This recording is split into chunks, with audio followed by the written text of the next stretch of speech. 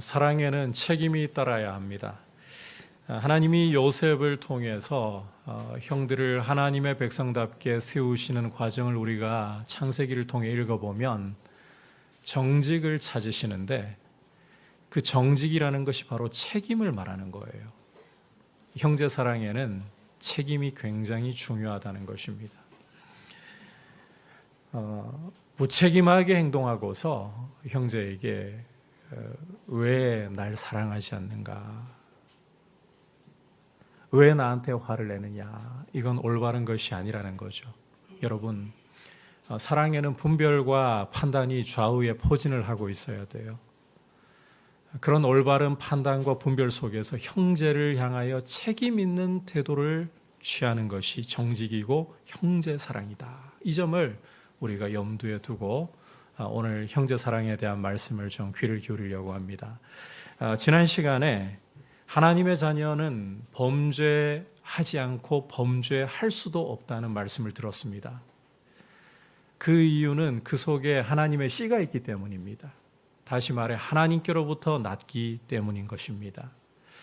이 말씀은 하나님의 자녀가 아예 죄를 짓지 않는다, 무결점의 깨끗함을 가진 사람이다, 이런 뜻이 아니라 죄를 회개하지 않은 채로 계속해서 죄 가운데 머물러 있을 수가 없다라는 뜻이라고 말씀을 드렸었죠. 하나님의 씨가 그 속에 머물러 있고 하나님께로부터 난 하나님의 자녀들은 약해서 넘어질 때도 있지만 죄를 회개하고서 하나님 앞으로 돌아와 죄 짓지 않으려고 몸부림치는 이런 모습을 가지는 것이 그 특징이라는 거예요. 거기서 한 걸음 더 나아가서 하나님의 자녀들은 의를 행할 줄 아는 특징을 가지고 있습니다. 그 의를 행한다는 게 바로 서로 사랑하는 모습을 가리키고 있는 것입니다. 이제 오늘 말씀은 이 서로 사랑하는 것, 이 형제의 사랑을 좀 더 구체적으로 심도 있게 다루고 있는 내용입니다. 함께 말씀에 귀를 기울이면서 형제 사랑에 대해서 어떤 메시지를 주시는지 살펴보도록 하겠습니다. 자, 첫 번째로는 형제의 사랑은 영생으로 들어간 증거이다라는 거예요. 형제 사랑은 생명으로 들어간 증거이다. 먼저 13절을 보시면 요한은 자신의 편지를 받아보는 독자들에게 세상이 너희를 미워하여도 이상히 여기지 말라고 당부를 하고 있습니다. 세상이 너희를 미워하여도 이상히 여기지 말라. 그럴 수밖에 없는 게, 이 예수님을 믿는다는 것은 사망에서 생명으로 옮겨간 것을 뜻하고 죄와 마귀의 권세에서 해방되어서 예수 그리스도의 빛의 나라로 하나님의 자녀로 적을 옮긴 것을 말하기 때문입니다. 여러분, 세상과 마귀는 자기 소유가 아니기 때문에 우리 예수 믿는 사람들이 이제는 사망에서 생명으로 옮겨갔고 어둠의 나라에서 빛의 나라로 옮겨갔기 때문에, 적이 옮겨졌기 때문에 자기의 소유가 아니기 때문에 미워할 수밖에 없는 거예요. 마귀와 세상이 우리를 미워하는 것은 이상한 일이 아니라 당연한 일입니다. 당연한 일이에요. 자, 그렇다면 우리가 이 사망에서 생명으로, 세상과 마귀에게서 예수 그리스도와 하나님의 자녀로 적을 옮긴 증거가 무엇이냐? 무엇을 보고 우리가 하나님의 자녀가 되었다는 증거를 가질 수 있느냐?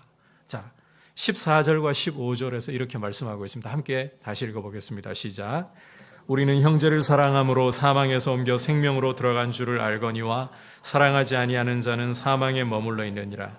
그 형제를 미워하는 자마다 살인하는 자니 살인하는 자마다 영생이 그 속에 거하지 아니하는 것을 너희가 아는 바라. 자, 말씀에서 보듯이 형제 사랑이 그 증거라고 말씀을 하고 있습니다. 형제를 사랑하는 것이야말로 이 사망에서 생명으로 옮겨간 결정적이고 중요한 증거이다.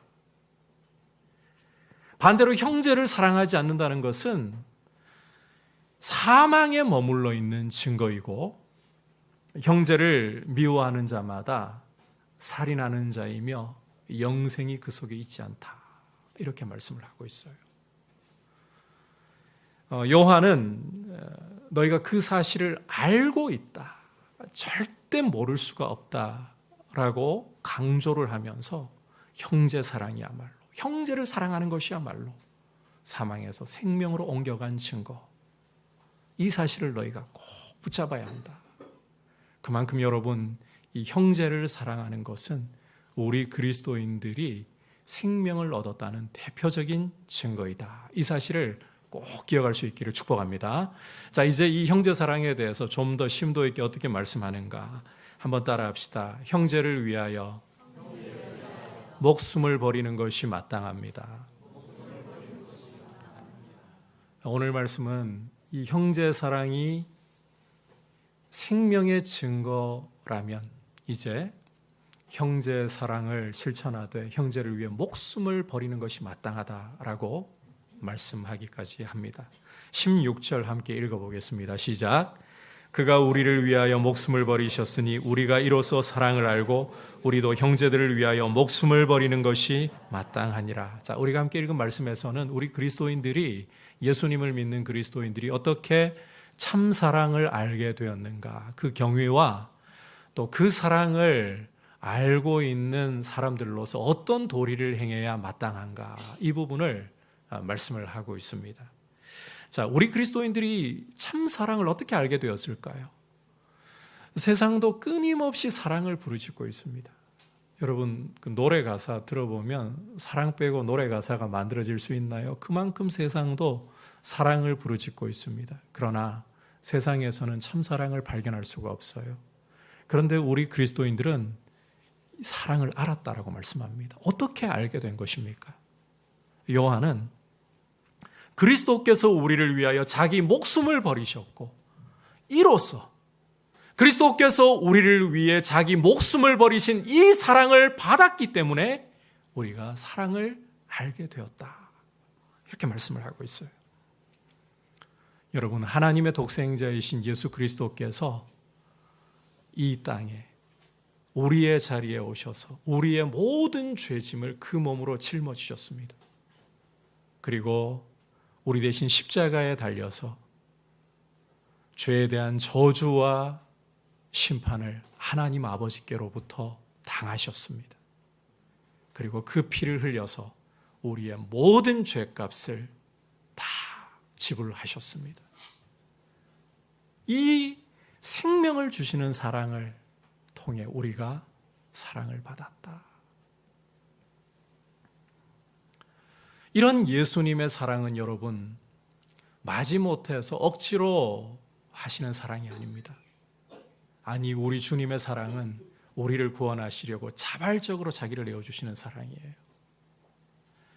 제자들에게도 우리 주님이 강조하신 사실이, 인자가 온 것은 섬김을 받으려 함이 아니라 도리어 섬기려 하고 자기 목숨을 많은 사람들의 대속물로 주려 함이라 라고 말씀을 하셨고, 뿐만 아니라 이 예루살렘에 올라가면 유대인 지도자들이 흉계를 꾸며 예수님을 죽이려고 한다는 사실을 알고 계시면서도 앞장서서 올라가셨습니다. 마지못해서 어쩔 수 없이 생명을 내어주신 게 아니라 아버지의 뜻을 따라 자발적으로 우리를 위해 자원함으로 당신의 생명을 아끼지 않고 내어주신 거예요. 바로 그 사랑을 우리가 받았고, 그래서 우리가 사랑을 알고 있는 것입니다. 따라서 이 사랑을 이제 알게 된 우리는, 이 사랑을 받게 된 우리는 형제를 사랑하되, 다시 한번 여러분들에게 힘주어 말씀드립니다. 자기 목숨을 내어주는 사랑을 하는 것이 마땅하다. 형제를 위해 목숨을 버리는 것이 마땅하다. 이게 우리 그리스도인의 사랑의 모습이어야 합니다. 여러분, 이 말을 들으실 때 여러분 마음에 이 말이 어떻게 다가오고 있습니까? 아마 예수님을 신실하게 잘 믿어도 이 굉장히 큰 부담으로 다가오지 않을 수가 없을 것 같아요. 이런 생각을 하시는 분이 계실지도 몰라요. 나 같은 소인배가 어떻게 생명을 내어주는, 목숨을 내어주는 사랑을 할 수 있을까? 죽었다 깨어나도 못할 것 같아. 독립투사처럼 참 용기 있는 분들이라면 몰라도 나 같은 참 평범한 사람은, 범인은 그런 사랑 할 수 없을 것 같아. 이런 마음이 우리 안에 솔직히 일어나지 않습니까? 하지만 여러분, 요한은 여기에서 애누리를 두고 있지 않아요. 그 사랑을 받았다며, 그 사랑을 알고 있다면 형제를 위해 목숨을 내어 버리는 것이 마땅하니라. 이게 오늘 요한의 선언입니다. 자, 그렇다면 우리는 심히 고민이 일어납니다. 이 말씀 앞에, 요한일서 말씀 앞에 서면요, 참 좌절감이 자꾸 일어나요. 이걸 어떻게 실천을 해야 한단 말인가? 이 마땅한 도리라고 말씀을 하는데 어떻게 이 목숨을 내어주는 사랑을 우리가 실천할 수 있단 말인가? 자, 이어지는 17절과 18절에서 요한은 바로 그 목숨을 내어주는 사랑이 어떠한 것인가를 구체적으로 설명을 하고 있습니다. 함께 17절과 18절 읽도록 하겠습니다. 시작. 누가 이 세상의 재물을 가지고 형제의 궁핍함을 보고도 도와줄 마음을 닫으면 하나님의 사랑이 어찌 그 속에 거하겠느냐. 자녀들아, 우리가 말과 혀로만 사랑하지 말고 행함과 진실함으로 하자. 자, 요한은 자기 목숨을 버리는 사랑을 한다는 것은 문자 그대로 자기 목숨을 내어 놓아야만 하는 것이라고 말씀하고 있지 않습니다. 오히려 자기의 생명을 이루고 있는, 자기의 삶을 이루고 있는 작은 요소를 형제를 위하여 나누는, 그것이 목숨을 버리는 사랑의 실제적이고 구체적인 실천이다. 이를테면 돈을 가지고 궁핍한 형제를 볼 때에 마음이 동하는 대로 나누는 모습. 나한테 돈이 있으면 그 돈을 가지고 어려움 겪고 있고 고통 중에 있는 형제를 보면 내가 나눌 수 있는 만큼이라도 나누는 모습. 좀 더 구체적으로 설명하자면 내 시간을 쪼개어서 나의 재능을 나누어서 형제를 돌아보려고 하고 세워주려고 하는 모습. 이게 바로 목숨을 버리는 사랑의 실제적이고 구체적인 실천이라는 거예요. 이 목숨을 버린다고 하니까 문자 그대로 우리 목숨을 버려야만 하는가, 그런 뜻이 아니에요. 우리의 이 삶을 이루고 있는 작은 요소들부터 나눌 줄 아는 것. 여러분, 이 작은 것이라는 게요, 결코 작은 게 아닙니다. 과거에 제가 참 인상 깊게 보았던 영화 중에 Power of One이라는 영화가 있었어요. 하나의 힘이라는 뜻이죠. 흑인 해방 운동에 관한 영화였는데 참 인상적인 장면이 뭔가 하면 주인공 레인메이커라고 불리는 주인공이 흑인들의 요청을 받고 당신이 우리의 레인메이커가 되어달라, 우리에게 희망을 불러 일으키는 사람이 되어달라. 자기는 그런 엄두를 못 내는 거죠. 그 고민을 아는 채 그 광활한 아프리카 대지를 여행을 하면서 한 큰 폭포를 마주칩니다. 그런데 그 마주한 폭포 이 카메라 앵글이요, 클로즈업을 하면서 튀고 있는 물방울로 클로즈업을 해요. 그 주인공의 시선이 거기로 향한다는 거죠. 그 한 방울 한 방울에 물이 모이니까 거대한 폭포를 이루더라는 거예요.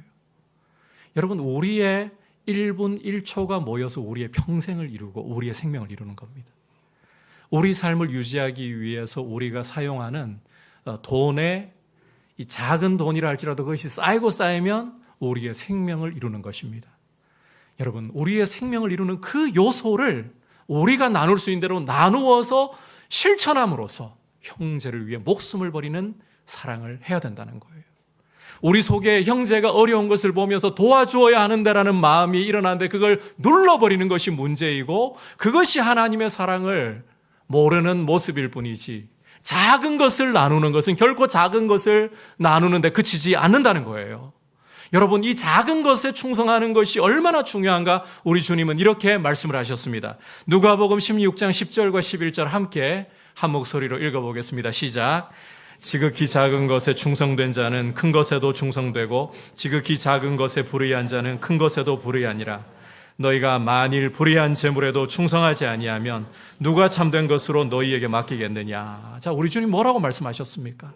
지극히 작은 것에 충성할 줄 알아야 큰 것에도 충성을 할 수 있고, 지극히 작은 것에 불의하면 큰 것에도 불의하다. 오해 마시고 예를 들어 가지고 지금 100만 원을 벌어요.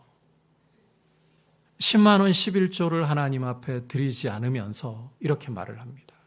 주님, 억대의 연봉을 주시면 제가 11조 자신 있게 할 거예요.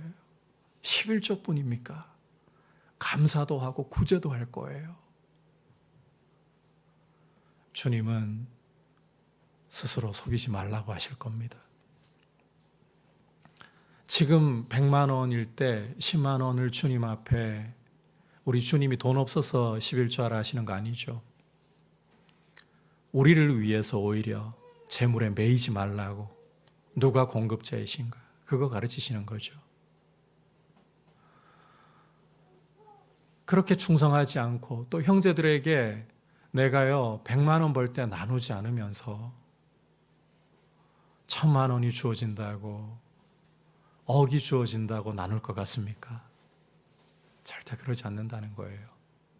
불의한 재물에 충성해서 불의한 재물로 친구를 사귀어야 되는 거예요. 그럴 때에 그것이 우리를 영원한 나라로 인도하는 거예요. 여러분, 하나님이 우리에게 주신 삶의 작은 요소들, 우리 시간, 형제가 어려운 일을 당하는 것을 보면요, 우리 시간 좀 쪼개가지고 찾아가서 형제를 위로하고, 찾아갈 시간 너무 바쁜 와중에 그런 모습을 봤다면 문자 한 통이라도 보내고 전화 한 통 걸어서 많이 힘들지. 같이 기도하자. 주님 바라보자. 그게 목숨 버리는 사랑의 실천이에요. 여러분에게 재능이 있잖아요. 반찬 잘하십니까? 가족들만 맛있게 먹이지 마시고 참 육체가 연약해서 가족들을 챙길 수도 없는 어려움에 처해 있는 가정 보십니까? 반찬 나눔 좀 하면 되잖아요. 이런 실천적인 사랑이야말로 목숨을 버리는 형제 사랑이다. 그리고 그게 말과 혀로만 하는 사랑이 아니라 행함과 진실함으로 하는 사랑이라는 거예요. 여러분, 이런 구체적인 실천의 중요성을 요한은 오늘 이렇게 말씀하고 있습니다. 19절, 20절 같이 읽어보겠습니다. 시작. 이로써 우리가 진리에 속한 줄을 알고 또 우리 마음을 주 앞에서 굳세게 하리니 이는 우리 마음이 혹 우리를 책망할 일이 있어도 하나님은 우리 마음보다 크시고 모든 것을 아시기 때문이라. 자, 앞서도 강조했지만 우리가 형제 사랑을 실천할 때 이것이 우리가 진리에 속한 줄을 알게 되는 증표, 하나님 자녀라는 증표, 생명 가운데 들어간 증표. 아울러 우리가 형제 사랑을 이렇게 구체적으로 실천하잖아요. 그러면 또 놀라운 일이 우리에게 한 가지 주어지는데 하나님 앞에 굳세게 설 수 있다는 거예요. 때로는 우리가 이 마음의 책망을 받을 때가 있습니다. 우리가 아무리 경건하게 살려고 애쓰고 몸부림을 쳐도 하나님의 그 은혜의 빛, 영광의 빛 앞에 우리 자신이 노출되잖아요. 그러면 우리 자신의 더러움이 보이기 시작하고 마귀는 어떻게 하든지 그런 부분 트집 잡아가지고 우리를 고소하고 정죄하려고 합니다. 우리 마음도 그럴 때 동요하기가 쉽습니다. 그런데 이 형제 사랑하는 모습, 형제를 위해서 내 삶의 작은 부분이라도 나누려고 하는 이런 모습이 있잖아요. 이것은 그런 마음의 책망을 이기고 하나님 앞에 확신으로 담대함으로 설 수 있게 해준다는 거예요. 여러분, 형제를 사랑하려는 마음을 갖고 있는 사람이 해를 끼치려 하겠습니까? 악을 행하려 하겠습니까? 형제 사랑이 우리 마음의 책망마저도 이기고 하나님 앞에 담대히 설 수 있도록 확신을 준다. 하나님은 우리 마음보다 크시고 잘 아시는 분이시잖아요. 그 하나님께서 형제 사랑하려고 하는 모습을 그 어떤 것보다도 생명의 증거로 보시거든요. 그러시기 때문에 우리가 형제를 사랑하려고 할 때에 그 형제 사랑으로 우리는 마음의 책망도 사탄이 고소해와도 그것마저도 이기고 하나님 앞에 담대히 설 수 있다는 거예요. 그만큼 형제 사랑은 중요하다. 여러분, 세상이 교회를 바라볼 때에 교회에게서 생명을 발견하지 못하고 그리스도를 못 찾는 이유는 우리가 서로 사랑하지 않아서 그래요. 우리 한국교회 얼마나 분열되어 있습니까? 정치적인 이념으로. 진리가 교회를 다스려야지. 우리 주님이 주인이셔야지. 왜 정치가 갈라놓아야 됩니까? 여러분 안에 보수이든 진보이든 여러분들의 확신대로 가십시오. 그러나 교회 안에서는 진리로 서로 사랑하려고 하시기를 축복합니다. 하나 되려고 해야 돼요. 사랑하려고 해야 돼요. 갈라치기 하니까 이게 세상이 보고 싸우는 교회, 거기서 그리스도를 발견 못하는 거죠.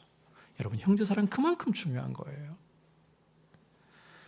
자, 그리고 이제 마지막으로 이렇게 형제를 우리가 사랑하고 구체적인 실천을 이루어갈 때에 우리에게 주어지는 참 놀라운 축복이 있습니다. 하나님 앞에 담대하게 섬으로서 따라오는 놀라운 축복이 있어요. 그게 무엇이냐? 한번 따라합시다. 무엇이든지 구하는 바를 받나니. 기도의 응답을 축복으로 누린다는 거예요. 함께 21절부터 24절까지 읽어보겠습니다. 시작. 사랑하는 자들아, 만일 우리 마음이 우리를 책망할 것이 없으면 하나님 앞에서 담대함을 얻고 무엇이든지 구하는 바를 그에게서 받나니 이는 우리가 그의 계명을 지키고 그 앞에서 기뻐하시는 것을 행함이라.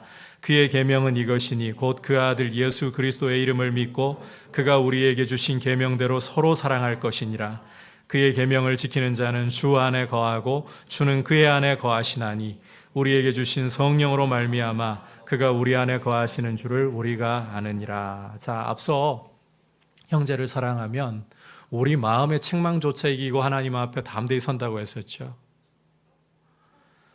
21절에서 우리 마음이 우리를 책망할 것이 없으면 하나님 앞에 담대함을 얻는다. 이게 그 이야기를 재차 반복하고 있는 겁니다. 문자 그대로 우리 안에 책망할 게 아무것도 없는 무결점의 사람이다, 이런 뜻이 아니라 형제를 사랑하면 우리 안에 고개를 들려고 하는 책망조차도 이기고 하나님 앞에 선다. 담대함으로 선다.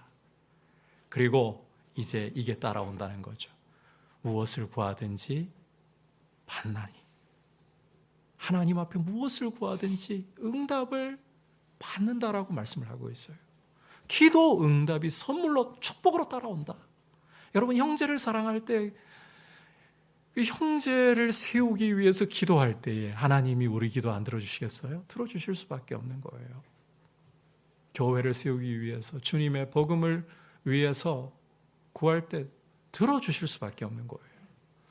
여러분, 이 순종이라는 것은 형제를 사랑하고 형제를 향해 책임 있게 행동하려고 하는 이 순종이라는 것은 하나님의 응답이 오는 굉장히 중요한 조건이 되고 통로가 된다. 이 사실을 여러분 꼭 기억하시기를 바랍니다. 순종이 굉장히 중요합니다.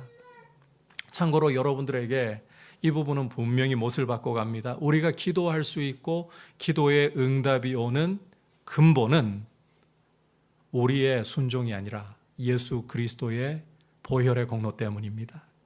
주님이 십자가에 달려 그 몸을 버리심으로 지성소로 나아갈 수 있는 길이 열렸고 우리는 예수의 보혈의 공로로 하나님 아버지 앞에 나아가서 기도할 수 있고 기도의 응답을 받을 수 있습니다. 이 부분에서는 절대로 흔들리시면 안 돼요. 우리의 순종이 하나님께 나아가는 길을 열었다, 아니에요. 우리의 순종이 기도할 수 있게 하고 기도 응답을 가져오게 한다, 아닙니다. 예수 그리스도의 보혈만이 하나님께 나아가는 길을 열고 하나님 앞에 기도할 때의 응답을 가져올 수 있는 유일한 길이 되고 유일한 근거가 되는 것입니다. 그러나 여러분, 이것을 기억하셔야 돼요.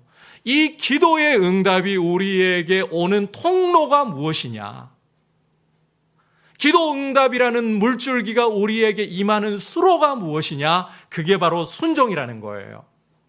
이를테면 수도꼭지를 꽉 틀어 잠근 채로 왜 물이 안 나오지? 비가 충분히 내려서 댐에 물이 가득 차 있고 계속해서 물은 공급되고 있어요.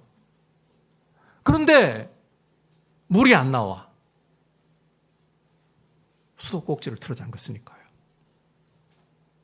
물이 콸콸 쏟아지려면 어떻게 해야 됩니까? 이미 와 있는 물이 쏟아지려면 열어야죠. 꼭지로 열어야죠. 마찬가지인 거예요. 하나님의 기도의 응답은 우리의 잘남과 우리의 어떠함 때문이 아니라 예수 그리스도의 보혈의 공로로 그 이름으로 기도할 때 오는 거예요. 그런데 그 응답이 우리에게 오는 통로는 바로 순종이다. 이 사실을 여러분 꼭 기억을 하셔야 돼요. 그래서 순종하는 것, 형제를 사랑하려고 내 삶의 작은 것들부터 나누려고 하는 이런 실천적인 모습을 가지고 형제를 책임 있게 대하려고 하는 모습이야말로 기도의 응답을 풍성하게 누리는 비결이다. 그래서 여러분께서 마태복음 6장을 읽어보시면 우리 주님이 이 주기도문을 가르치시면서 사람을 용서하라 그렇게 가르치시는 이유가 거기에 있는 거예요. 주기도문 뒤에 바로 보면 사람의 잘못을 용서해라 그렇게 말씀하시거든요. 여러분, 순종하는 것이야말로 주님의 계명을 지켜서 형제를 사랑하는 것이야말로 하나님의 응답이 임하는 통로가 된다. 이 사실을 꼭 기억하고 순종을 힘쓸 수 있기를 축복합니다. 형제 사랑을 실천할 수 있기를 주님의 이름으로 축복합니다. 이제 마지막으로 23절, 24절을 보시면 요한은 재차 하나님의 계명이 예수님 믿고 우리에게 주신 명령대로 서로 사랑하는 것이라고 또 강조를 하고 있으면서 이 단락을 마무리합니다.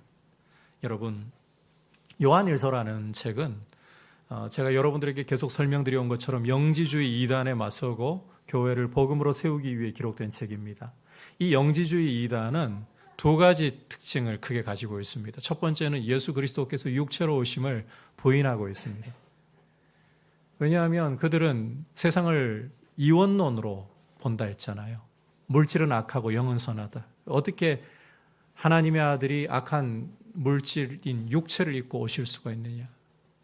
예수님은 육체로 오시지 않았다. 예수님 부인하는 거예요. 예수님의 구원 사역을 무효로 만들어버리는 거예요.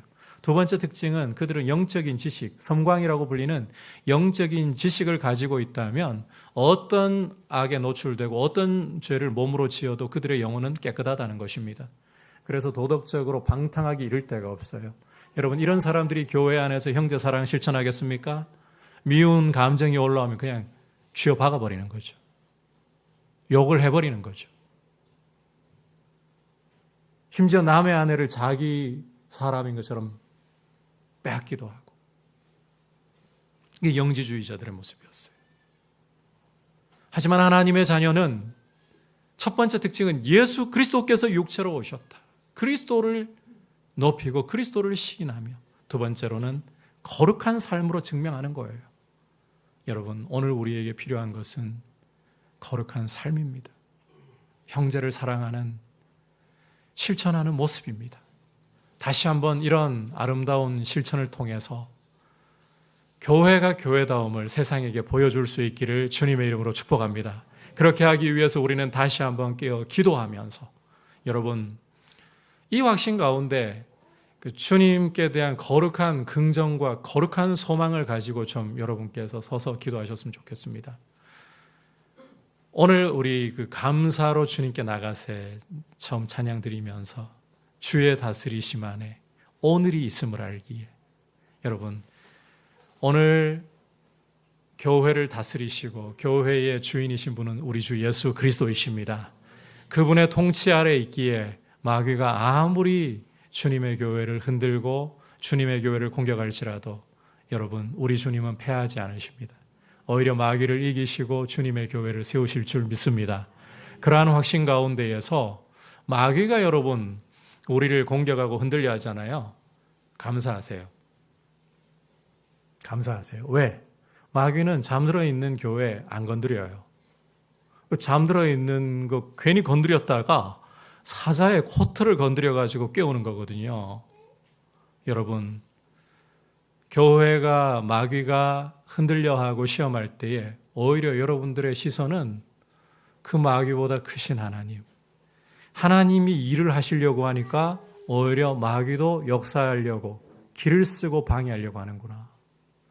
이런 시선 가지고서 주님의 교회를 바라보고 주님을 바라보고 깨어 기도하면서 형제 사랑을 실천하는 모습으로 우리가 실제적으로 서로 사랑하자. 이런 아름다운 교회를 세움으로 주님의 이름을 높여드릴 수 있기를 축복합니다. 오늘 형제 사랑에 대해서 주시는 말씀에 좀 더 상세히 귀를 기울였습니다. 여러분, 형제 사랑은 생명에 들어간 증거입니다. 형제를 사랑함으로 사망에서 생명으로 옮겼구나. 그리고 이 형제 사랑이라는 것은 우리가 그리스도께서 목숨 버려 우리를 사랑하시는 사랑을 받았고 알았기 때문에 이제 우리도 형제들을 위해 목숨을 버리는 사랑, 말과 혀로만 하는 게 아니라 우리 삶의 우리 삶을 이루는 요소들을 나눔으로써 시간과 물질과 재능을 나눔으로써 사랑하는 모습이어야 한다. 그리고 이렇게 할 때 하나님 앞에 담대함을 얻고 무엇을 구하든지 하나님이 응답하시는 기도의 응답을 복으로 누리게 된다. 그걸 통해서 여러분 주님의 교회를 세우고 주님의 나라를 세우는 통로들 될 수 있기를 축복합니다. 이제 말씀을